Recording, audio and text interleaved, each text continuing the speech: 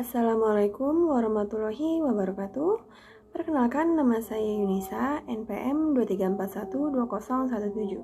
Di sini saya akan menjelaskan tentang pengertian dan mengembangkan analisis saya tentang kebijakan moneter, pengertian, contoh, instrumen, dan tujuannya.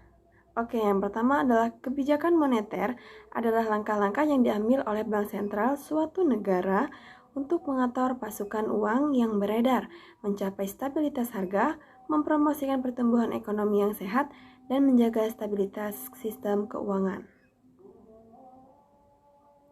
Kebijakan moneter merupakan bagian yang sangat penting dalam sebuah perekonomian, karena tidak hanya mempengaruhi pertumbuhan ekonomi, tetapi juga stabilitas harga, pemerataan bangunan, dan keseimbangan neraca pembayaran. Kebijakan moneter terdiri dari beberapa jenis dan instrumen. Yang pertama, kebijakan operasi pasar terbuka atau open market operation. Ini adalah kebijakan yang mengatur pasar bebas untuk mengatur jumlah uang yang beredar. Bank sentral membeli atau menjual surat berharga milik seperti sertifikat Bank Indonesia untuk mempengaruhi jumlah uang yang beredar.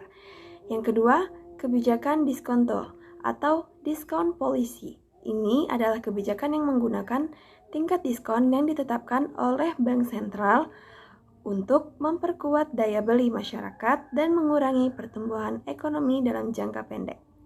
Yang ketiga, kebijakan rasio cadangan atau reserve ratio requirement.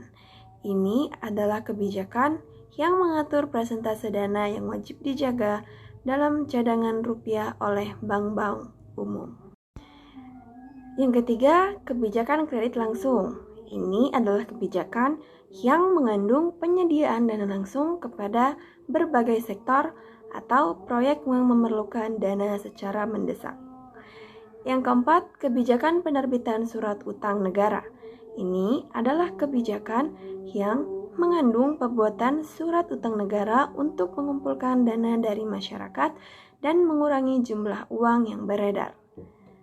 Selanjutnya, kebijakan penyediaan fasilitas overdraft. Ini adalah kebijakan yang mengandung penyediaan pinjaman jangka pendek dengan suku bunga tinggi untuk mengontrol peredaran uang agar tetap stabil. Yang terakhir, kebijakan politik cadangan wajib. Kebijakan ini mengatur persentase dana yang wajib dijaga dalam cadangan rupiah oleh bank-bank umum. Selanjutnya adalah instrumen kebijakan moneter yang umum digunakan. Yang pertama, suku bunga. Bank sentral menggunakan suku bunga untuk mengendalikan jumlah uang yang beredar. Jika mendorong pertumbuhan ekonomi, bank menurunkan suku bunga untuk mendorong investasi dan konsumsi.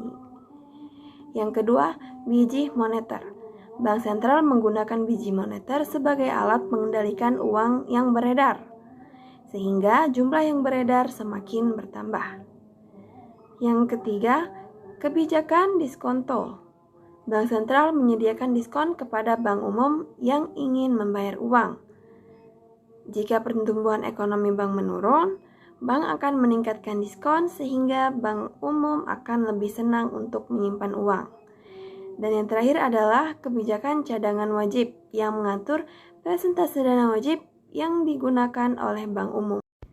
Kebijakan moneter Indonesia mempengaruhi pertumbuhan ekonomi melalui berbagai cara. Yang pertama, mengatur uang jumlah yang beredar. Kebijakan moneter dapat mengatur jumlah uang beredar di suatu negara.